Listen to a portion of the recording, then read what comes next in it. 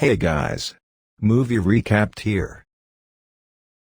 Today we are talking about movie The Amazing Spider-Man. The Amazing Spider-Man is a 2012 American superhero film based on the Marvel Comics character Spider-Man and sharing the title of the character's longest-running comic book series of the same name. It is the fourth theatrical Spider-Man film produced by Columbia Pictures and Marvel Entertainment, a reboot of the series following Sam Raimi's 2002-2007 Spider-Man trilogy, and the first of the two The Amazing Spider-Man films. The film was directed by Mark Webb and written by James Vanderbilt, Alvin Sargent and Steve Kloves from a story by Vanderbilt, and stars Andrew Garfield as Peter Parker, Spider-Man alongside Emma Stone, Rhys Ifans, Dennis Leary, Campbell Scott, Irfan Khan, Martin Sheen, and Sally Field.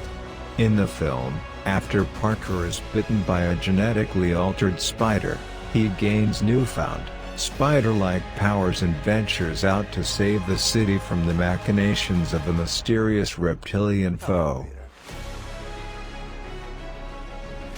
Let's start.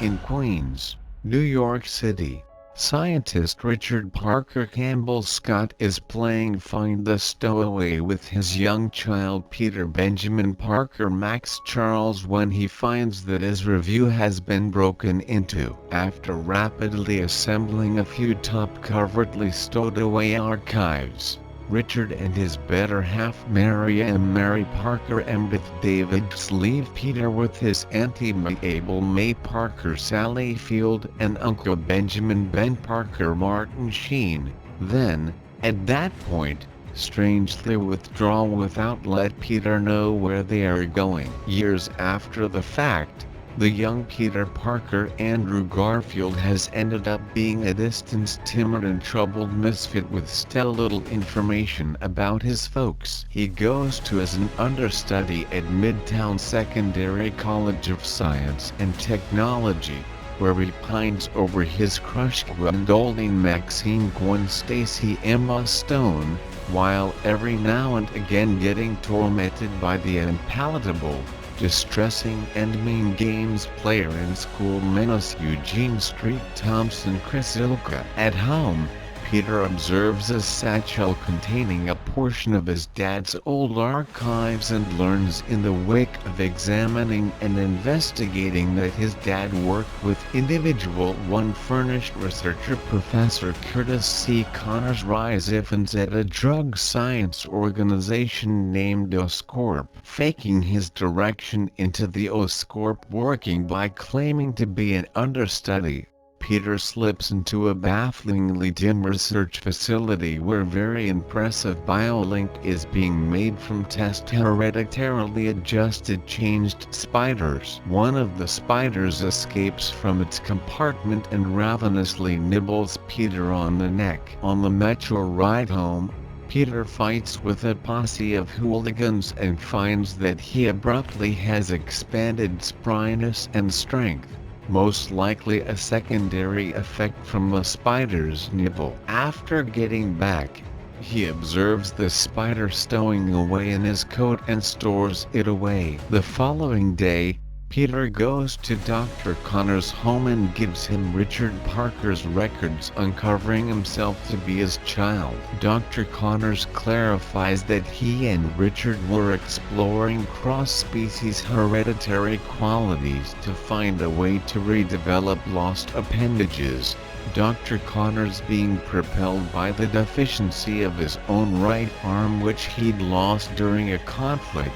Dr. Connors is disappointed in light of the fact that his boss, Dr. Rajat Ratha Khan, is compelling him to devise a remedy for Oscorp's CEO-organizer Professor Norman Virgil Osborn, who is at death's door. Back at school, Peter pulls pranks on Flash utilizing his recently tracked down capacities, yet causes problems after incidentally breaking a b-ball circle during the game with Flash. Uncle Ben is compelled to switch a work shift to meet with Principal Philip Coulson about the circumstance. A while later, Uncle Ben requests that Peter get Aunt May. Yet Peter rather rehearses his new spider-like superpowers and meets with Dr. Connors at Oscorp, who shows him how the appendage recovery recipe deals with the research facility mouse. At the point when Peter gets back,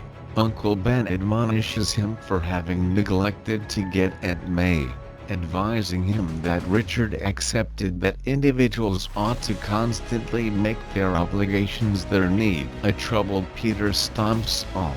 He goes to a store to purchase milk, however falls 2 pennies short and is denied assistance by the store agent. Out of nowhere, a crook named Dennis Carradine, who has a star tattoo on his wrist, burglarizes the store and Peter never really stops him. Uncle Ben, who is looking for Peter, sees the hoodlum fleeing and grapples with him over a weapon. The cheat shoots Uncle Ben directly before Peter and runs off. Soon after the assault, Peter gets a police sketch of Dennis the killer and utilizations his capacities to chase lawbreakers, matching the executioner's depiction. In the wake of assaulting a man who fits the depiction, he is pursued by a group and falls inside an unwanted exercise center. An suede wrestling banner rouses him to make a cover. Later on, he adds a skin-tight transformancy superhuman spandex suit for portability and out of nowhere turns into a people legend who the public alludes to as Spider-Man. The police, drove by Gwen's dad, Captain George Stacy Dennis Leary, before long beginning a man chase after the covered vigilante. In the meantime, Dr. Ratha fires Dr. Connors for declining to quickly begin human preliminaries of the appendage recovery equation. He takes an example of the medication and plans to test it at a Veterans Administration clinic, dishonestly developing frantic. Dr. Connors infuses himself with the equation, and drops. After arousing, he observes his lost arm has completely recovered. Nonetheless, he then, at that point, changes into a huge, reptile-like beast and pursues Dr. Ratha at the Williamsburg Bridge, tossing vehicles over the side as he frenzies. Spider-Man saves each fallen vehicle with a BioLink natively constructed web, which he conveys from wrist-mounted web shooters of his own creation that he made from watches. With a lot of trouble, he likewise manages to save the existence of a young man caught in a vehicle that has tumbled from the extension and that Spider-Man is holding suspended in midair through the BioLink webbing. Spider-Man then, at that point, goes up against the lizard in the sewers, scarcely getting away alive. Sadly, Peter leaves behind a camera he used to uncover the lizard's aims, a camera recorded with his name. The lizard tracks down it and learns Spider-Man's genuine character. He assaults Peter at school and plans to release the medication all over Manhattan to transform all humans into reptiles utilizing a cloud-producing gadget at Oscorp Tower. Ignorant that Gwen is there making a counteractant for the condition at Peter's solicitation, the police prepare to stop both him and Spider-Man, however are postponed when the lizard taints officials with little dosages of the substance. Commander Stacy learns Spider-Man's genuine personality in the wake of eliminating his cover and permits him to go stop Connors while continuing to the Pinnacle himself after Peter makes reference to that Gwen is there making the antitoxin. Nonetheless, during the manhunt, Spider-Man was injured by a police slug and is experiencing issues swinging from one structure to another to arrive at Oscorp Tower. The dad of the youngster whose life Spider-Man saved works in development, and finds out about what's happening through the radio and TV while working an evening shift. He calls all of his development specialist companions who are likewise working,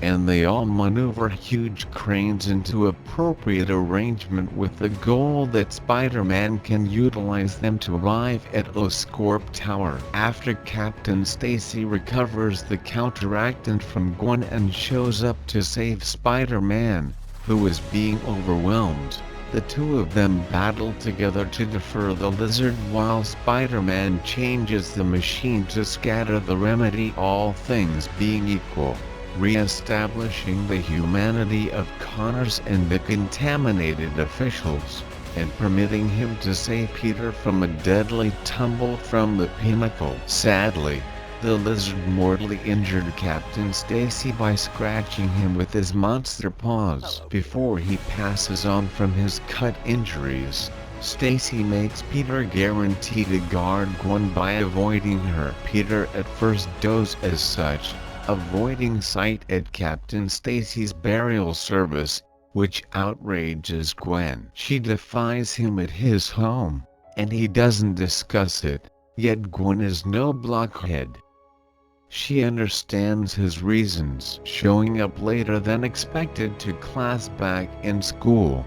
Peter is told by an educator to not make guarantees he could keep. Peter inclines forward and murmurs to Gwen, "Yet those are the best kind." She grins, and it is inferred that the two resume their relationship. With his first test conquered, Peter authoritatively rampages as a legitimate saint. In a post-credits scene, Dr. Connors is sitting in a jail cell talking with a baffling man, probably Norman Osborn. The man asks about Dr. Connors uncovering data about Peter's dad, yet Dr. Connors advises the man to let Peter be, and the scene unexpectedly finishes with a glimmer of lightning.